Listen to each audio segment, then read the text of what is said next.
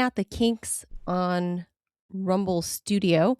But you were tuned in to the Ted Manila Information Show, TMI Show for short, because we bring you way too much information. I'm Manila Chan, producer Robbie right there in the middle, Ted Rall. It is Wednesday, July 29th, 2026. We're live Monday through Friday, 10 a.m. Eastern time. Please be sure to hit the like, the share, the follow button, all of that good stuff to help the little show continue to grow. Manila, people are only, so you need to take out the, turn off remember, take the video out. People can't see us. Take the video out. So you need to turn me into an administrator. Otherwise, and I can do it, but I just made you one, Ted.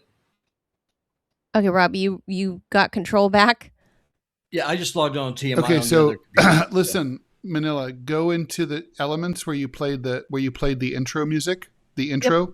Okay, click that and remove it. Oh, that's annoying. So when that ends, that doesn't. I told you about this. Remember? On the media. Oh, that's annoying. All right. Yeah. Did you do it? Okay. Now can everybody see us? Also, if you make Robbie and I administrators. I just did. I logged in on TMI on my desktop. And did you make me an administrator too? I did. Okay. Should be. It's weird. I don't think I am. And I don't see the, yeah. Oh, I don't see it. I put the logo back up there. Is that working? The logo's fine. Yeah, on the upper right. There it is. Mm-hmm. It never went away. It did on my end for a minute. But anyway, we are kink shaming Rumble because it's still not as smooth as the other program, but at least you guys get a clear picture when the picture works. So there be it. Anyway, I was just watching the Dr. Fauci testimony. A lot of Fifth Amendments there, Ted. A lot of Fifth Amendments. Okay, Ted, try jumping out, then coming back in. You should be an administrator now. Got it. Okay, thank you. That would make sense. I know, Robbie, you guys were in the show, but I had, I'm dealing with a baby, and I had the news on, and they cut straight to the full hearing with Dr. Fauci now that his diary's released and all of this dirt about how he handled. I don't see the elements. Where are they? Anyways. I don't know what Ted, what you mean. Robbie, you know. Yeah. So are you able to see everything? Like, do you have the administrator dashboard now? No. Yeah. If you have the administrator, then it'll populate on the far right. Yeah, I don't. I don't have that. So bizarre. All right. Anyway, all right. I don't know. Y'all keep doing y'all's thing. I'll play on this. Let's just roll. It doesn't matter. Yeah. Okay. So yeah, I was watching the Fauci thing and a lot of Fifth Amendments. I know he has the right to do that, but it certainly does not look good on his part. No, that's for sure. Infuriating, given that his diary was leaked out and it showed a lot of narcissistic tendencies, we'll say, Ted, to say the least. Well, it is a diary.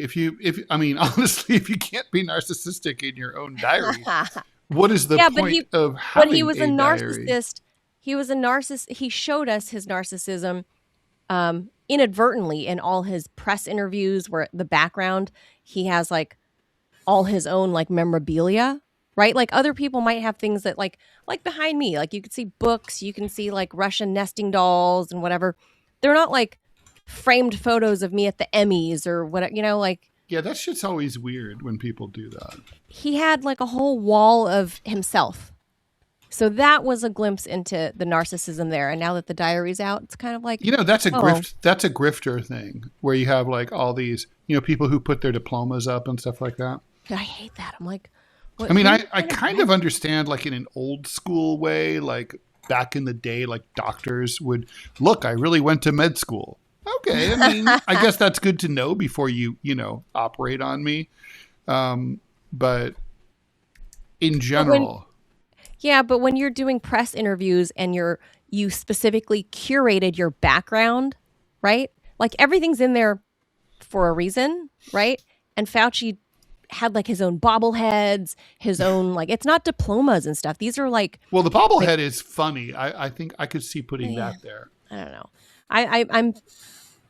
I wish I was completely. I wish I could say I was completely over his handling of COVID, but just not. And then I gotta say, Why shout out to did he do something wrong?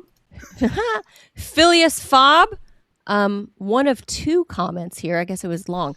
Thank you for the donation. Phileas Fob says, Robbie's immigration position. Look into ethnic or group density effect, i.e. increased likelihood of becoming schizophrenic as one becomes even just less of a majority in one's neighborhood.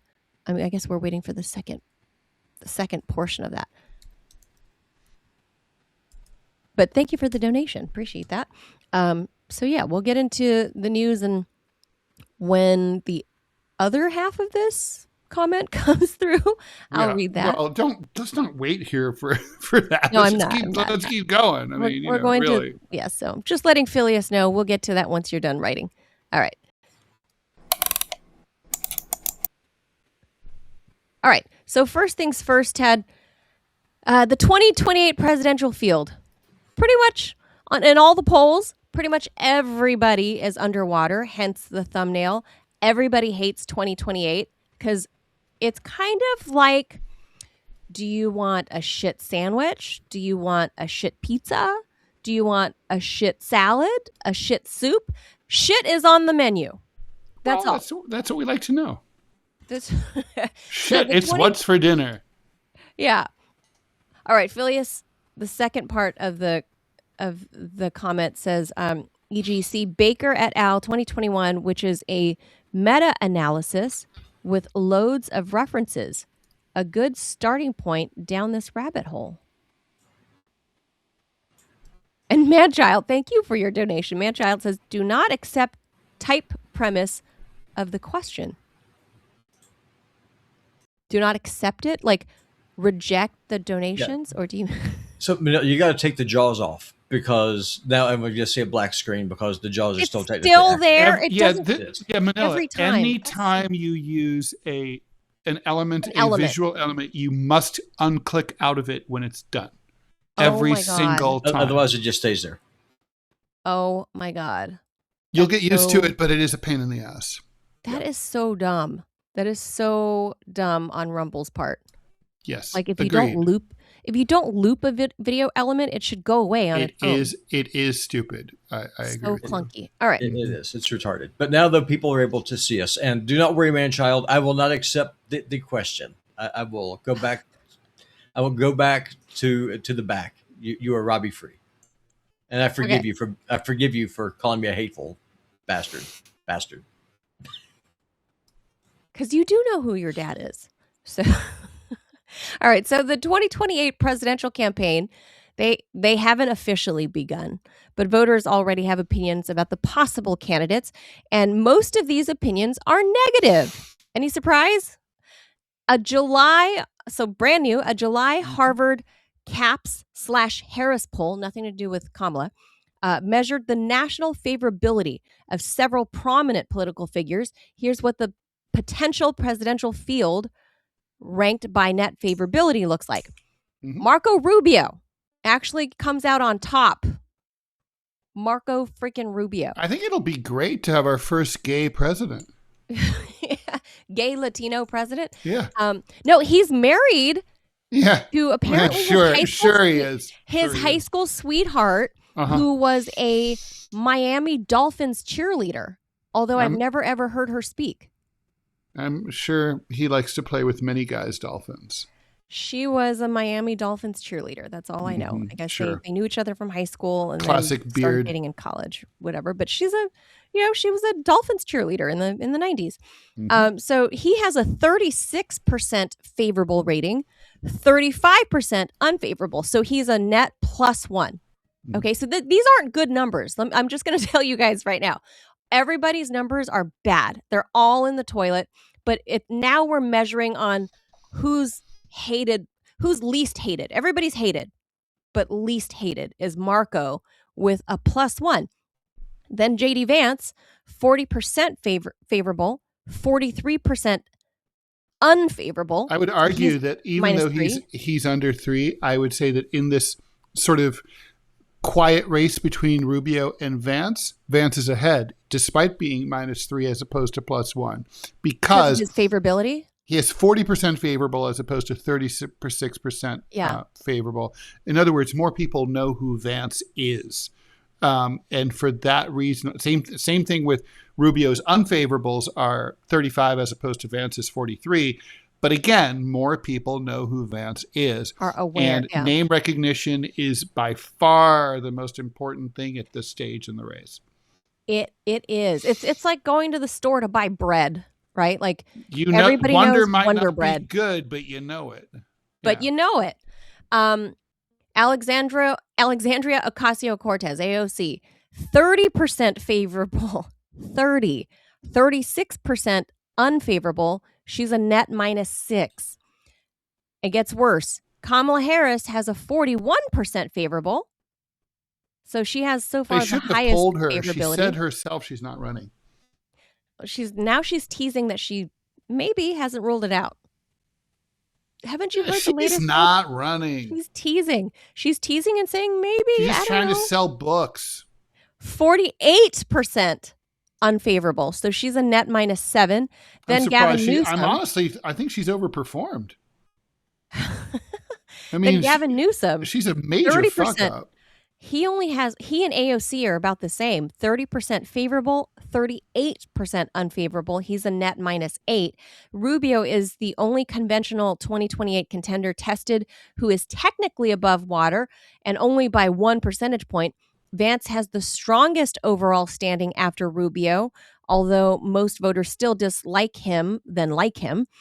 Harris has the highest favorability rating in the Democratic field at 41%, but she also has the highest unfavorable at a whopping 48%, reflecting both her national prominence and the political baggage left from the 2024 campaign. AOC and Newsom are viewed favorably only by 30% of voters, but their lower overall number also suggests more voters remain undecided about them, particularly AOC. Within their parties, however, the pictures look different. The same poll found Kamala Harris leading the hypothetical Democratic primary with 37%, followed by Newsom at 24%. Pete Buttigieg received 10%. AOC and Pennsylvania Governor Josh Shapiro each received 9%. So that's within their party. So they're not really, the party's not big on them, I guess. Among Republicans. It's just really early.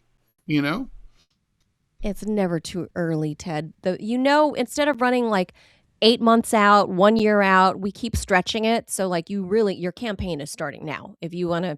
Oh, sure. You know. Well, the donor campaign began years ago, but yeah, it begins as soon as the last one ends. But the voters aren't paying attention yet. They're not zeroed in on it yet. Among Republicans, Vance led with 42%. He'll be the nominee. He's more popular in the party. I think so. He absolutely will be the nominee. Rubio followed at 22%. That's a steep jump between the two. For a gay man, that's pretty good inside the GOP. No, in the party? Yeah. No, but he is the conventional neocon-esque, like, it seems like Trump hasn't really anointed his heir apparent yet. And it doesn't mean Vance is it just because he's VP. Lately, Trump has been teasing that Rubio is really sneaking up behind Vance. Trump Jr. received 18% favorability. Come on, we got to go Eric Trump instead because he's the really dumb one. Not that Don Jr. is smart, but But between them, and then RFK, who I don't know why they're pulling with RFK in here because he's an independent now. Because he obviously he's not a registered. He's an independent. He's the Trump administration cabinet secretary. So yeah, he's a Republican now. He's not technically a Republican. And then Nikki Haley, who's digging her back up? She's disgusting. They polled at 6% each. The survey questioned 1,776 registered voters on July 11th and 12th has a margin of error of approximately 2.3 percentage points. The takeaway is not that any candidate is dominating America. Kamala Harris and J.D. Vance currently lead within their parties. Rubio has the best personal rating because he's the only one above water. In other words, the race to become president may begin as a contest to determine who voters dislike the least. Well, And that's always. increasingly, it's always been like that, but it's Always, yeah. increasingly, I think, the case. Like, what has happened in America, Ted, that we went from voting, it seemed this way anyway, at least in the black and white videos I've seen. We went from someone voting for somebody because they inspired you to get out there to vote to now you're like, I gotta pick something. Like, I don't know, what do you feel like today? Like a shit sandwich? Shit soup? Shit, Well, like what? I have a theory as to why this is the case, and you guys can shoot it down. My theory is this. Okay, so first of all, between the two parties, with polarization, I mean, people have discovered, particularly Donald Trump really proved it, that the base strategy beats the swing voter strategy. It used to be conventional wisdom, particularly among Democrats, was that basically 45% of the country was always going to vote Democrat, 45% was always going to vote Republican, and you were fighting. Every election was about fighting for those 10% of swing voters. Donald Trump proved, and I have always believed, that was bullshit. There aren't that many swing voters, and that what you really want to do is enthuse your base and get your 45% of voters to the polls. And maybe the other 45% of who are on the other side are less likely to show up to the polls. So what that means is you're going to get polarized, more ideological candidates in both parties, which means that when you have the general election, each voter's parties, as whether they may or may not be that enthusiastic about their own side, but the prospect of losing is going to be terrifying. So let's say you're a Democrat and you're getting ready to vote, but the Republican is not just like a George H.W. Bush style Republican, but is a hard line asshole, shithead, right-wing fucktard. You're totally terrified by this person, right? So you're voting against the person that you hate the most. Conversely, if you have the same exact conversation if you're a Republican and you're scared of some woke shithead, libtard, PC, like trans, whatever. Again, you're terrified of that lunatic instead, and as opposed to like the other. Yeah, like if Walter Mondale wins, you're not happy, but if that happens, you're not going to kill yourself or leave the country, right? So now within the parties, you're getting the same exact phenomenon because both parties are now split between their corporatist and their populist wings, okay? So we effectively have two sub-parties within the two major parties, so that's 4 sub-parties total. So in the primaries, again, the more you're going to get the ideologue. So within the Democratic Party, let's say you're looking at the race in Michigan right now, and let's say Syed loses, which it looks right now like he will lose this Michigan Senate race due to all the AIPAC money. Well, if you're a progressive and you live in Michigan, you're furious that Haley Stevens wins, right? Not like, oh, well, I can live with her. She's not too bad. She's not my top choice. Ditto in the Republican Party. If you have, let's say you're a J.D. Vance supporter, you would be furious to think of the idea of a Rubio coming to power or vice versa again.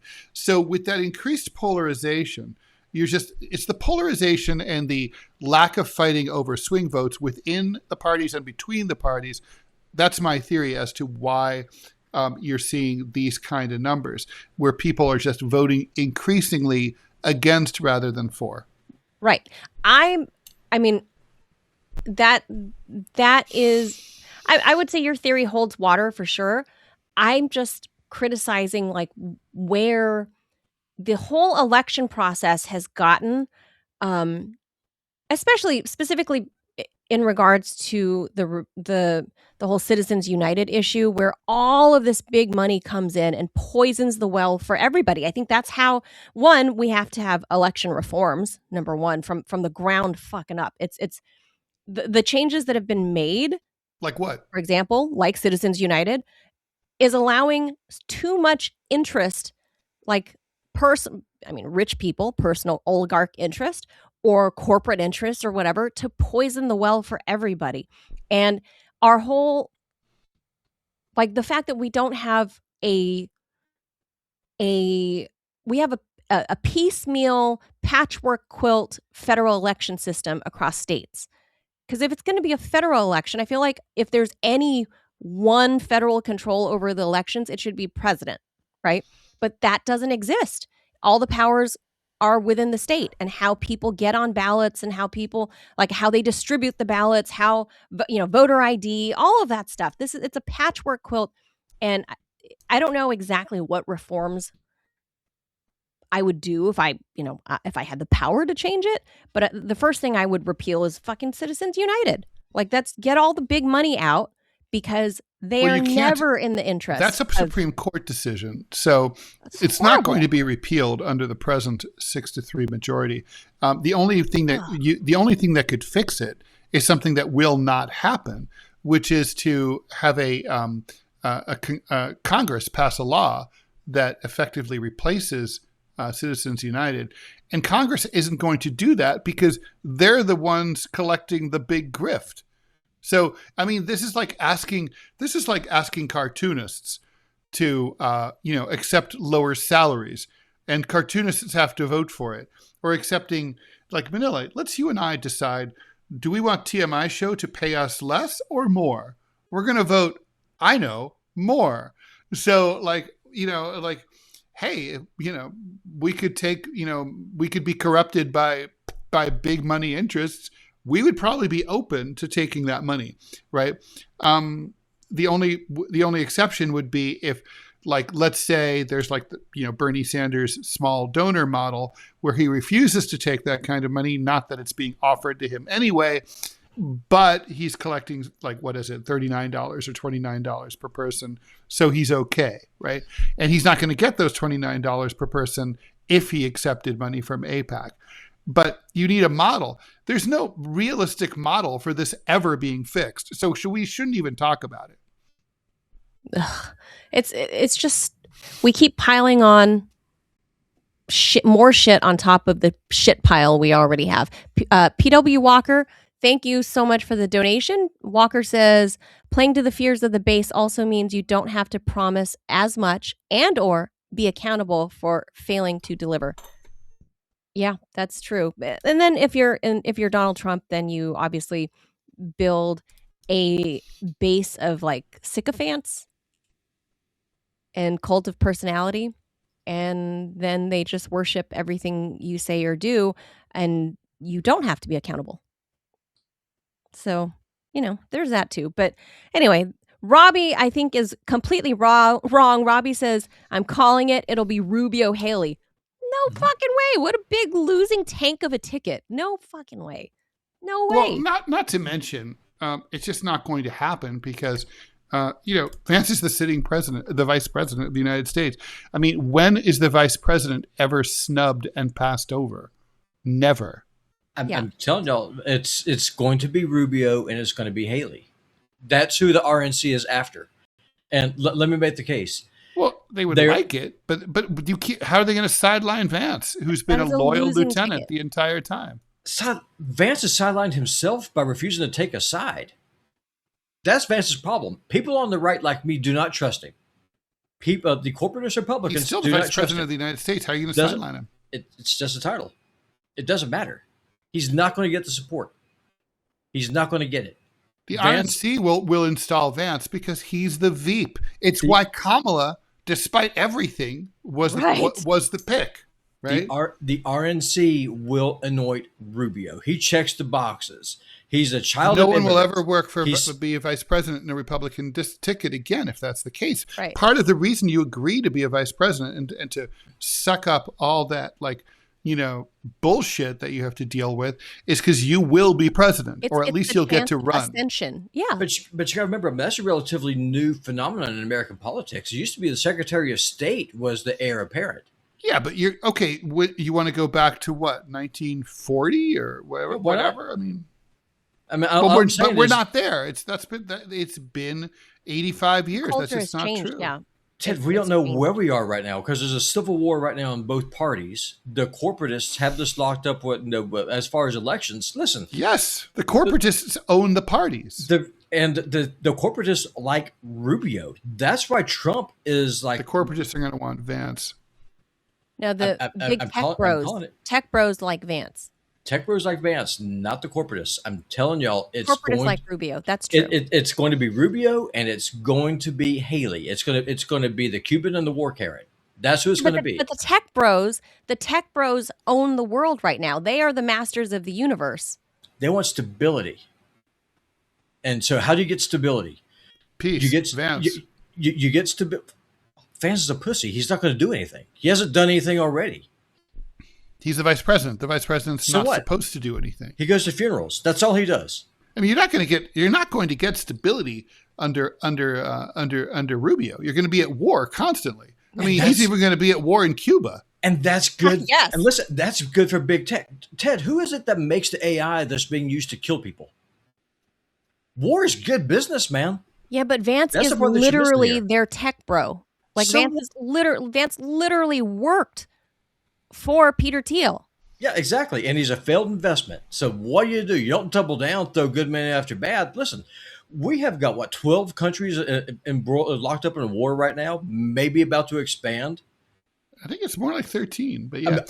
Those missiles are going to make themselves. That's big money. And all right, let's talk about the Democratic side. System. It's going to be Pete Buttigieg on the Democratic side. No, it's not. Even within the party, the article even says Pete is polling at 6% within the party. He'll still be the nominee. He is not going to be an insurgent. Okay, listen. Let's go through these. Newsom. First, okay, Newsom. It can't be Newsom because he's from California, and when you run as the governor of a state, your state can't be in miserable condition, and everybody, rightly or wrongly, believes that California is a shithole. So nobody wants to do. Oh, what? I mean, you can imagine the Republican attack ads, like all the pictures of like the meth heads in L.A. It'll be like, Gavin Newsom, he'll do for America what he did for California. I mean, come on. It's all. I mean, the party leaders know this. No, I'm not saying it looks good. I'm just going saying the Democratic be vice field president. Is shit. He will be vice president. The Democratic field is worse off, worse off than the GOP. Newsom has this sex scandal right now, and he's also a straight, cis, able-bodied white male. I know. The Democratic and he has Party that greasy, slick back hair. That Democratic Party. He's an old school. Yeah, he's basically a Democratic Party politician from the 70s. Right now, they're going to be looking for we'll go for Buttigieg. He's articulate. He is gay. But he's still a white dude. So, and he's not like a flamer. He's not like walking around like rainbow this, rainbow that. But we want to always be able to say as Democrats that we're making history, right? Oh, That's God. always our thing. I think we're not they're making any starting to drop difference. that. We're making history, but we're not making a difference, right? But because they know it's fucking stupid and it's unwinnable to have this, we're making history by electing or placing so-and-so on top of the ticket. I think they realize that's a losing strategy and they're trying to I don't think they have a strategy right now. So they're scrambling to try to figure out who, but it ain't Pete. Pete is polling at 6% within his own party. And they try to ram Pete down our throat for the past 10 years. If you're Buttigieg, you don't want to, you don't want to peak. You should know this. Manila, you don't want to peak out early. You don't want to be like, how like the people they first talk about early on are like they are the people, then all the spotlight is on them, and then nobody, and then Man-child, things come up. It's going to be Thank Booty. You for the dono. Manchild says, why don't we just pick a name out of a hat? Everyone has a 1 in 350 million chance to be president. In fact, in ancient Greece, Socrates I believe it was Socrates, if I'm remembering correctly. I'm thinking way back here to 20 plus years ago. I believe it was Socrates who served on, what do they call like their parliament in Greece? I guess, I don't know. For all intents and purposes, their parliament. He was The forced Senate? to serve their Senate. I don't know. Whatever they called their, yeah. That's what it The was in crypteia. Rome. It was the crypteia. It was the body, I knew there was, politic. thank you. I knew there was a name. I couldn't remember it.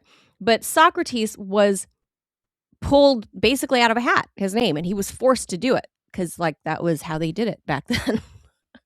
And Well, there you go. But all how, right, well, listen, how many we have three more Socrates do we stories. have? Let's roll. America ain't full of those Socrates. Now remember, if you jaws, you have to unjaws.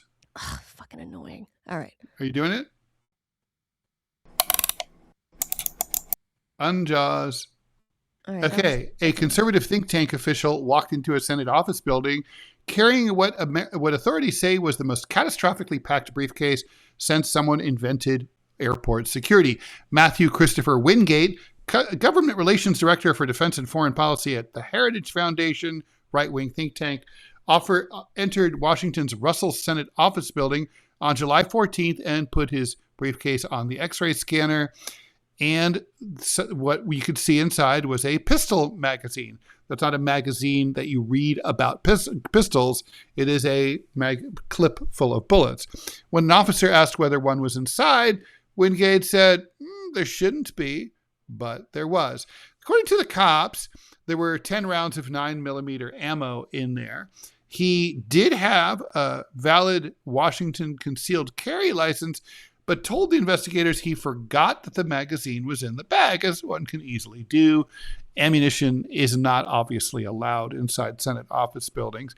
The authorities say that then an exterior pocket contained a sandwich bag holding 4 capsules and 3 blue, apparently hand-pressed tablets. A handheld testing device produced a presumptive positive result for cocaine and fentanyl. Wingate told the investigators that the substances belong, when he said blue pill, I thought it was like Viagra. The substances belonged to him and had been prescribed by a medical professional, like named Elon. A presumptive field test is not the same as a final lab confirmation. So we'll see what happens here. He's pled not guilty to misdemeanor controlled substance charges, is out on the loose, running the main streets of D.C., due back in court a month from now on the 27th of August. No comment from he or his lawyers.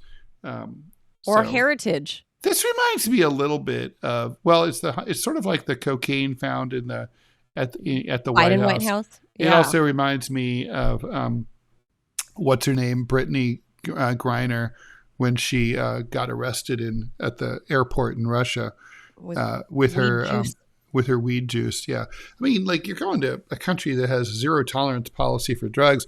Maybe you should be careful when you pack your bag. You know, if you're a druggie. And like this dude. Well, here's the thing. For and I've been to the Heritage Foundation many times to do interviews and stories and whatever, and they're all very nice. Is every man like do they offer legally required to wear a bow tie?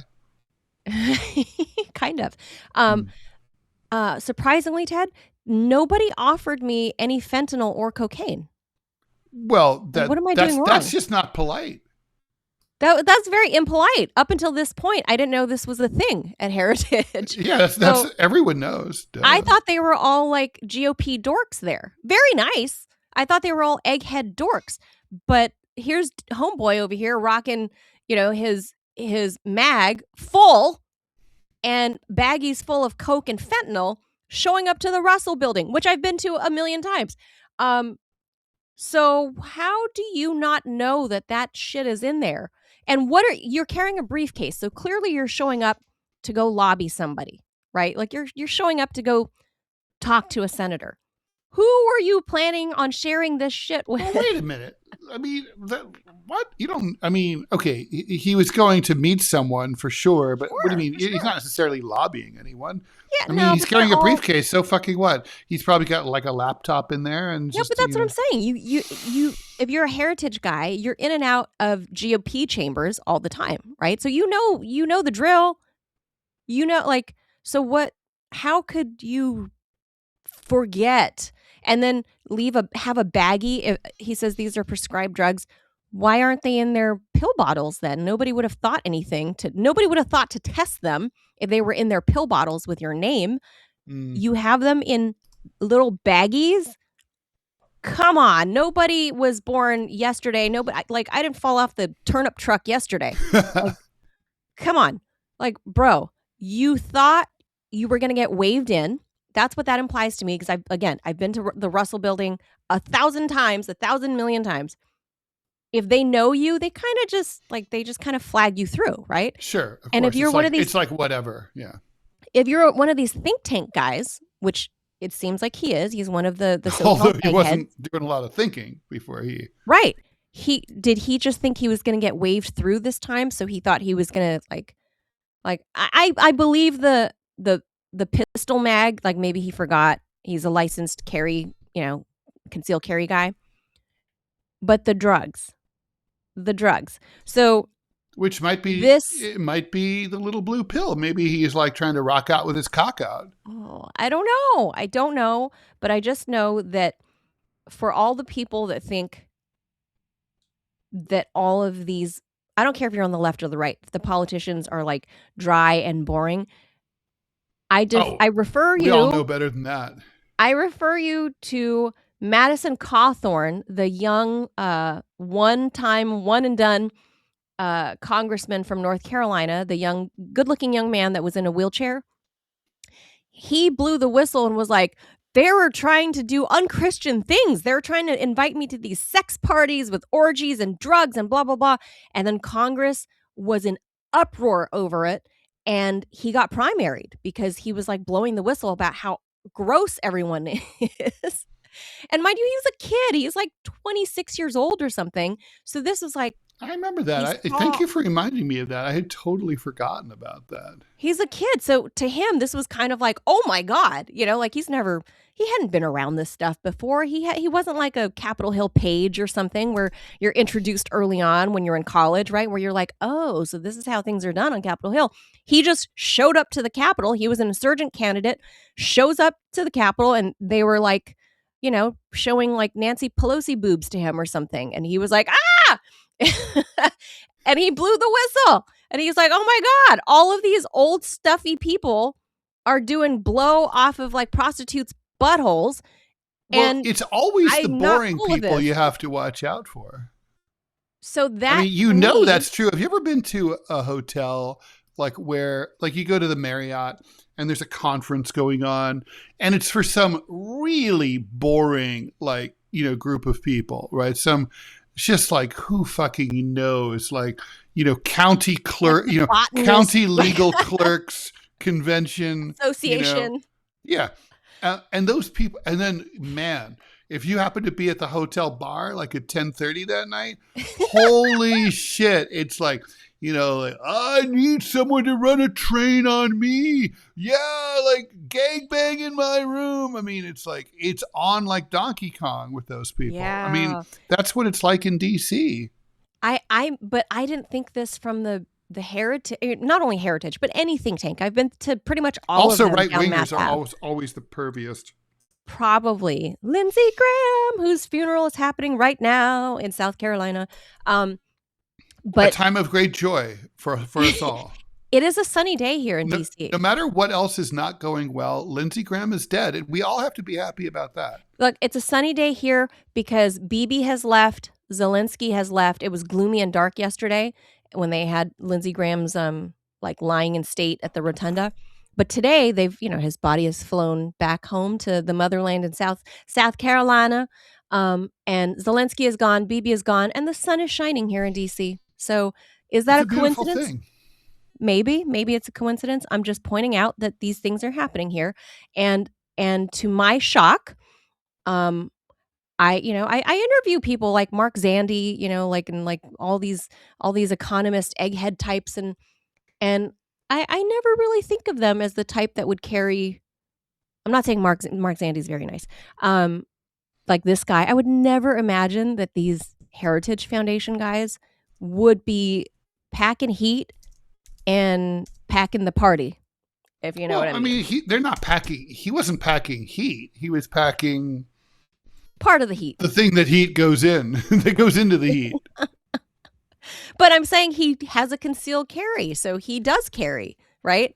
And he's like a think tank nerd. Go figure. So yeah, look, it's not as crazy as like the Biden nuclear dude and his his predilections for, other people's lady luggage. In all fairness, as dangerous as Washington, D.C. is, if I ever went to go visit you, I can guarantee you I would be carrying. Well, you'd have to get it on the gun, right? On the plane. Well, if you drove here, you would have to have a concealed license because it's completely illegal in the district. Like you would have to have a specific license. I know people. I won't get it. I just do it. But fuck them. I know people here in Virginia that have concealed carry licenses, and before they enter the district, they stop off somewhere, I guess, before you cross over the 14th Street Bridge, and park their firearm somewhere, because if you enter the district and you're caught with it, it is a major felony. Let me ask you a question. Is it a constitutional right if you have to have a license? Like, do you have to have a license to practice journalism? If the answer is no, then why should I have to have a license? In a way, you do have to have a license to get, like, for example, to be a White House press correspondent. You have to have a license. I don't think you should have to. I think anyone who wants to show up should be able to. I agree. Also, like, an 86 from there. And to your point further, Robbie, is the First Amendment right to freedom of expression real if you have to get a parade permit in order to have a protest demonstration? The answer is no. That's you getting consent from the people that you want to protest against. Correct. By definition, if you have to, it's just like one of the reasons why so many pastors left England and came to the United States, well, the colonial America before the Revolution, is because the Church of England and the Crown required you get a license to preach. Who are you, King George, to require me to get permission to speak Holy Writ? It's a good question. Go to hell. If I ever go to visit you, I will violate that stupid law. I will be carrying heat, and if some thug comes up and tries to attack me or my wife, I will kill the fucker. Mayor Bowser's cops don't seem to pat down all of the young thug and gang members in southwest or southeast, and they're all packing. But they will certainly, and I've seen them do pat downs of random tourists who look like you. Just saying. But you can run around Southeast like shooting each other because there's like multiple gun death homicides across Southeast DC all the time. Every day. Yeah, and my child's a good question. How do we go from modern day gun rights to pre-colonial pastor licenses? It's easy. If it is a right, you do not have to get the permission from the state to exercise it. Or this is the district. Same difference. No, he means the state, like as in a government agency, like the nation state. That's the difference between liberty and freedom. If you have freedom, you're free to do whatever you want to do within your yard. Liberty means surprisingly. Go ahead, Robbie. Finish. No, liberty just means that you own your person, you own your body, and the only power that you give over to the state is what you consent to give for government. The Constitution is very clear. It is a list of negative rights. It is a thing that the state cannot do. That's the point, and it's been completely inverted. And I'll say this, having lived in the district for several years and lived in Arizona when I was anchoring for CBS out there. Arizona, I don't know if it still is, but back then it was an open carry state. Technically Virginia is also, but I live in Northern Virginia where it's very deep, deep blue. So you'll never see open carry here, but you go out into the sticks a little bit, you'll see open carry and gun racks on trucks. But anyway, in Arizona, which is a border state, and people openly open carry. Granny is not afraid to show that she's packing on her hip. Pistol packing mama. on her brand new hip, Ted. She's got a pistol on her brand new hip. God bless her. Grandma is safe out there, and there's less gun-related deaths in Arizona.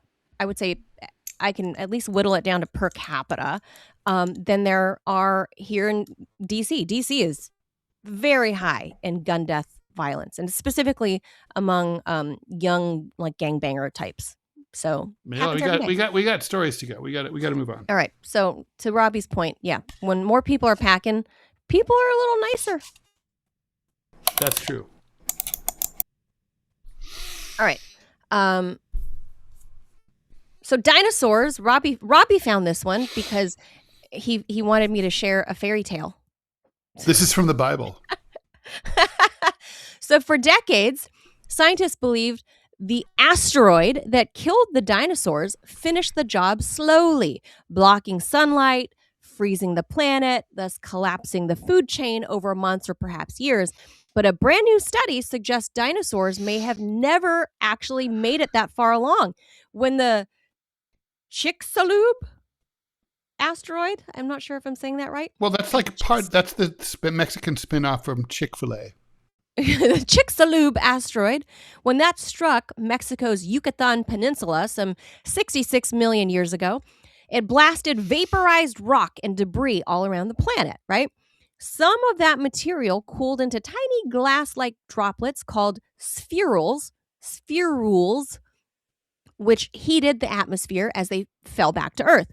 Researchers now say an overlooked layer of extremely fine dust may have trapped the heat near the surface, essentially placing a lid over the planet while the debris rained down. According to their computer modeling, the dust increased the heat reaching Earth's surface by approximately 3.5 times. That may have been enough to ignite vegetation, so like the burning bush, poof, right? And kill large... That was my ex-girlfriend when she got an STI. Kill large exposed animals within the first 1 to 2 hours. So theoretically, like based on this model, they're saying these big animals could have died within like hours, not months and years. So the dinosaurs' final day, in other words, may have involved less quiet shivering beneath a darkened sky and considerably more global broiling. So they got fucking barbecued. Animals hiding underground or beneath water would have had the best chance of surviving the initial heat. That could help explain why small mammals and aquatic creatures and some bird-like dinosaurs lived through that catastrophe. Scientists caution that the evidence for truly worldwide fires remain incomplete. The research is based on geological evidence and atmospheric modeling, not eyewitness testimony from any particularly unlucky triceratops. Duh. The dust reversed roles. After trapping the initial heat, it could have then blocked out sunlight for years and years, causing that long impact winter that scientists already believe and know about. But apparently the asteroid managed to turn Earth into an oven first and then turned it into a freezer. So that's pretty interesting. That's I don't absolutely know, terrifying. like, can you imagine? Like, I've seen all those horror depictions of the Yucatan Peninsula, getting smacked by the asteroid. And I love that Robbie shared this story with me or with us, even though he doesn't believe it happened. But I think that's fascinating. And they can probably check with carbon dating. Just saying. So I don't know what to say about that, Ted, other than what I thought of when this article talked about like the little fine dust particles that went up into the air and then first trapped the heat and then gave us that asteroid winter, the long winter. I can only imagine all the unique chemical particles that are floating into the air and all the weather manipulation that companies, if you trace it back, owned by Bill Gates or at least funded by Bill Gates, they're doing this. They're doing exactly this. And they're calling it like a heat shield from the sun to help certain places like, I don't know, the Emirates or Saudi Arabia or whatever, to cool it down a bit. Because what can go wrong, Ted? What can go wrong if the temperatures on Earth don't stay the way nature intended it? Nothing. Nothing could go wrong. Yeah. All right, let's Jaws it. There you go. Unjaws, don't forget. De-jaw. It's done. Okay. I heard the Jaws sound this time, didn't you? Yeah. I heard it before too. But you have to de-jaw it. Remember, you have to remove it. I did. All right. Nearly 2,200 beagles, hello Snoopy, once headed towards research labs are instead getting something radically experimental. Names, families, and lives as actual dogs. The beagles were removed from Ridgeland Farms, a Wisconsin breeding facility that supplied beagles for biomedical research. Rescue organizations have since transported them across the country for medical treatment, rehabilitation, and adoption. Some of the beagles are now learning ordinary things for the first time, walking on the grass, climbing the stairs, playing with toys, and sleeping in homes instead of cages. Many remain frightened and poorly socialized after spending their lives inside a commercial breeding system. Foster families say seemingly simple experiences, including doorways, household noises, and human affection, could initially overwhelm them. Richland had faced years of allegations involving poor conditions and mistreatment, although the company denied wrongdoing. It eventually agreed to give up its breeding license and stop selling dogs for research. About 1,500 beagles were released during one major rescue operation. Additional ones were saved through related efforts. Organizations including Big Dog Ranch Rescue and the Beagle Freedom Project are now placing the dogs in forever homes. The Beagle Freedom Project also campaigns for laws requiring labs to offer surviving dogs and cats for adoption, rather than automatically killing them when the experiments end. Scientific research is important, but we've always done it this way is not a moral defense, obviously. The beagles were bred to be disposable research equipment. This is... my blood boils at this. This kind of research, I don't care if you're doing it quote unquote humanely. I don't care if you're not going to kill them when the experiments are done. Animal research should be illegal, especially when you're talking about highly sentient mammals like dogs and cats. It should just be illegal. I don't have a lot of problem with experiments on insects, although I could change my mind about that in the future. But right now, it's really fucking obvious that there's got to be a better way. I don't know what the fuck you're using these dogs and cats for, but find another way. Stop. I can't. Stop. When I read the full, what is wrong with the human race? The whole in-depth article on this, it was a full 4-page feature, right? So it was a long article, and I seriously got misty-eyed. I'm a big fan of doggos. I love animals in general, but I mean, the doggos are my pet of choice. And beagles in particular. Yeah, not only is it they're so cute. Not only are they, that's what Snoopy is, a beagle, but beagles in particular were bred into being the dogs that they are. I mean, they're hunting dogs, but they were bred to be docile and to be insanely gentle and trusting of humans. The very reason that scientists, looking at you, JDC, that you guys use beagles is that they're easy to handle.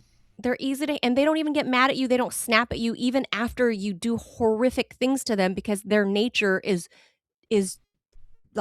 so docile and just loving towards humans. It keeps trusting you, even though you show it. Even though you don't deserve it. Not. Yeah. It was heartbreaking. And then to find out that, so they test on these animals, and then when they're done, you just fucking kill them? It's unfathomable to me that you're treating this little puppy literally like a tool, like a disposable, I don't know, syringe that you're throwing out, right? Oh God. And that there are breeders that breed specifically to give them to these. Here's the thing is also, I'll tell you, here's the thing. whenever I smell secrecy, I smell evil. And so, all right, let's just say for the sake of argument, as John D. Rockefeller says, our resident scientist, we need this for we need animal research for modern science. If that's true, then let's have a big national conversation about it. Let's have transparency. Let's have video of exactly what happens. And let's talk about it. But the truth is, this is all kept down on the DL. It's on the hush hush. It's on the down low. And they don't want the American people to know what they're doing because they think the American people would disapprove.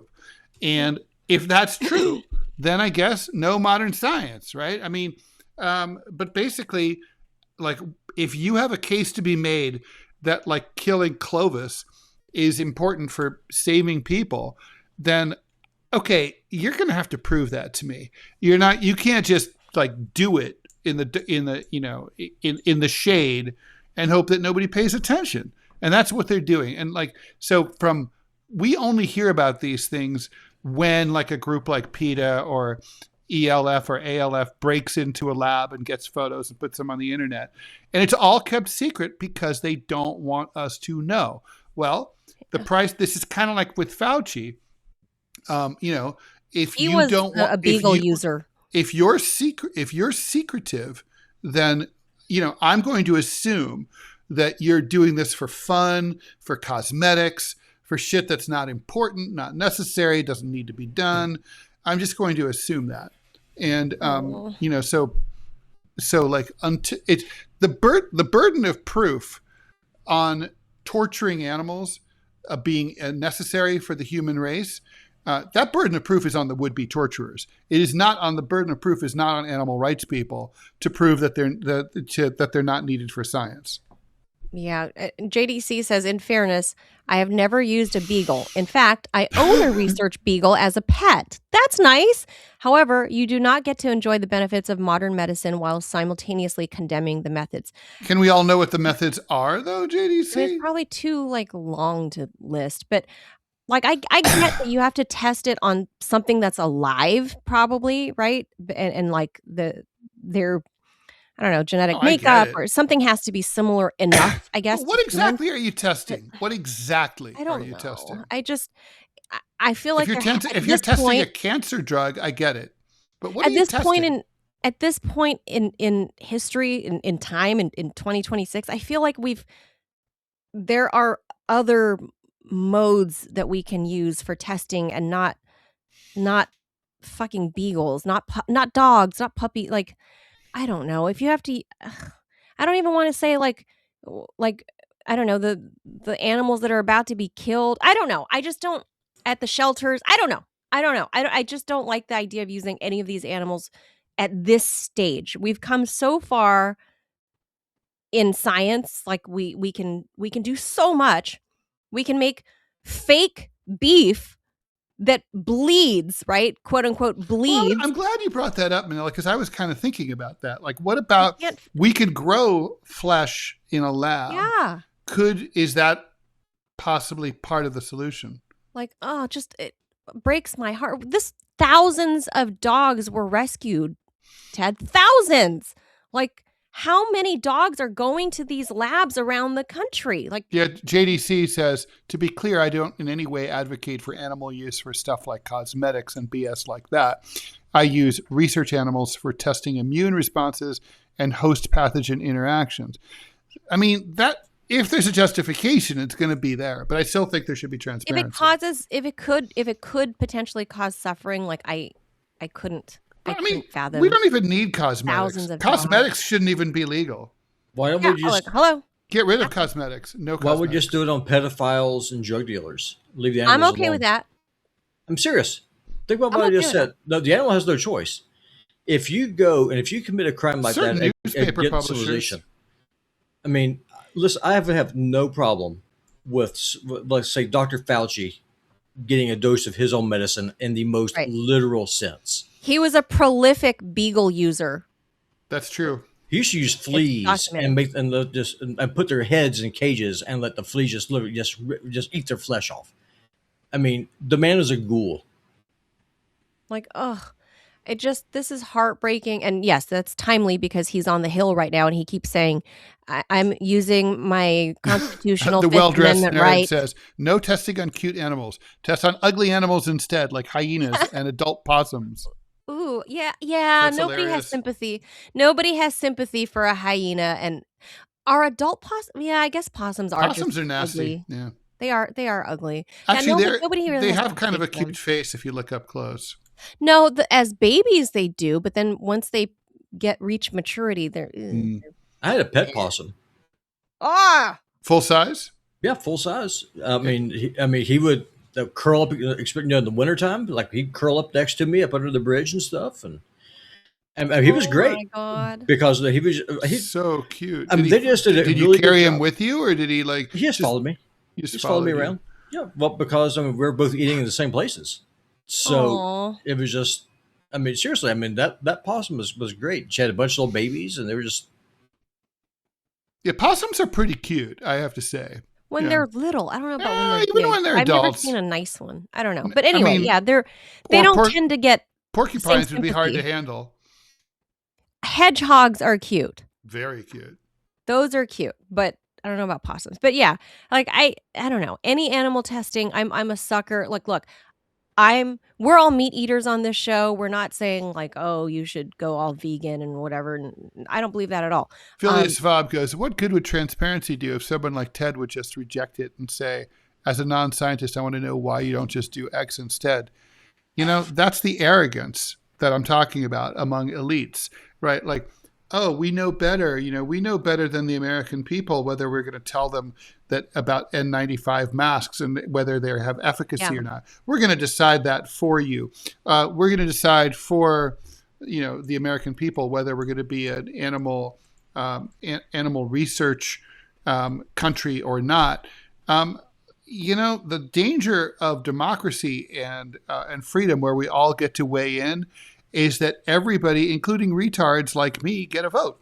And so I do think, like, if you want to do something that goes counter to something that feels really basic, which is don't hurt animals, if you want to do that, you've got to explain yourself. You just do. And if you can't explain yourself, then you're not going to be able to do it. And I'm sorry, I don't think I'm sorry to inconvenience you to have to explain yourself while you're fucking, executing beagles.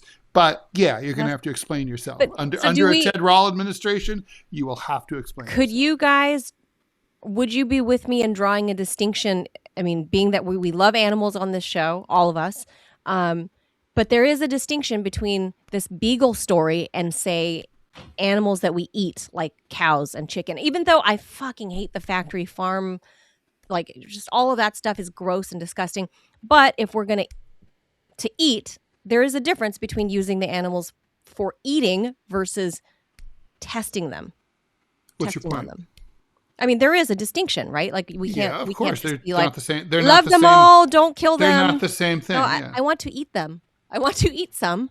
Well, what you do with in the factory egg laying facilities is just as bad as what they do in the in the labs. I mean, they cut the chicken's legs off, dump them full of jugs, and they just constantly lay. They lay literally until they die. Ugh. So there's no real difference there. The difference is it comes down to being a steward of what you have and the rape of the natural world. Those are two very different things. Yeah, I think that's something like Native Americans. Well, you would know better than us, Robbie. I mean, I only lived next door to some natives in Arizona, but you're amongst many tribes.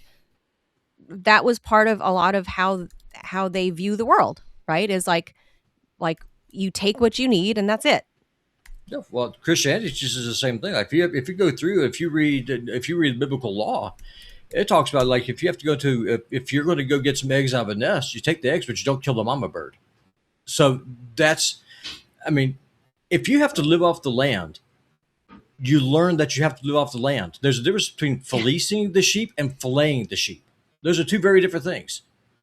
And where we are right now as a society, and especially with the need of making a profit off of everything, is that the only way that you can do it with shrinking profit margins is that you have to increase production to the point where you can overcome it.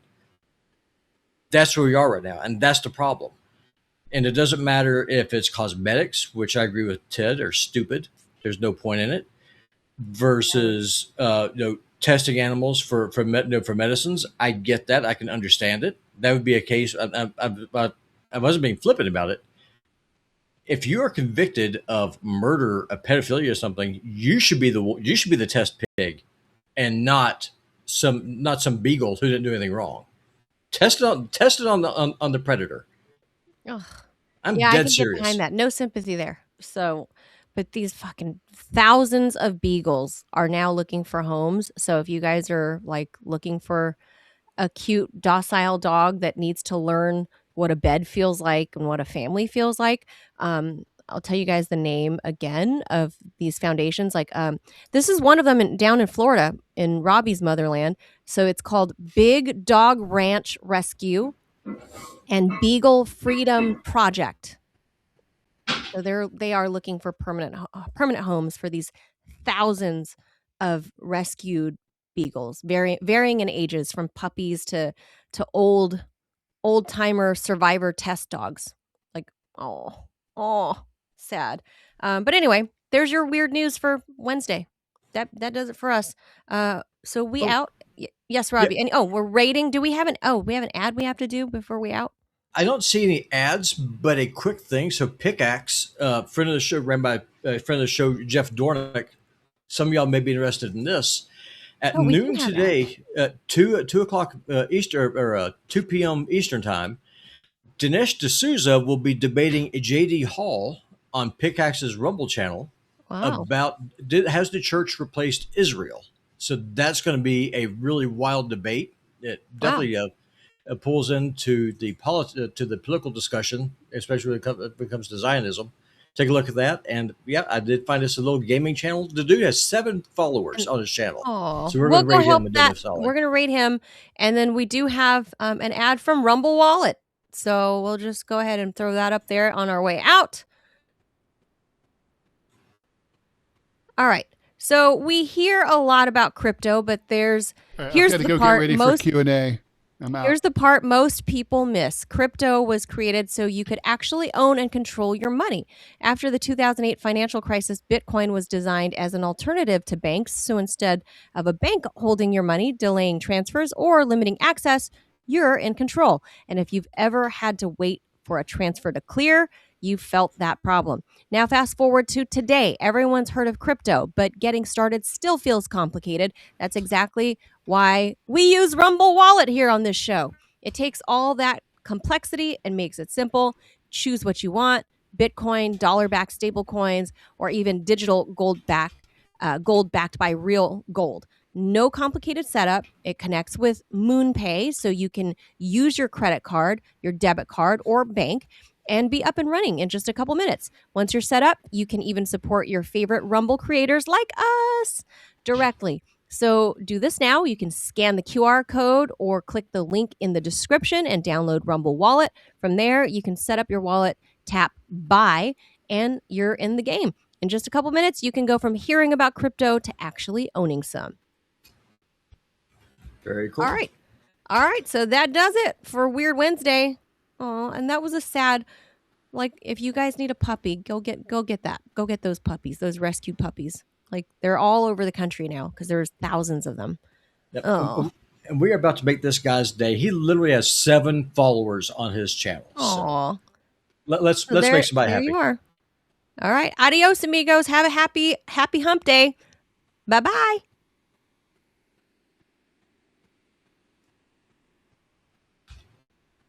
Let's go ahead and do this.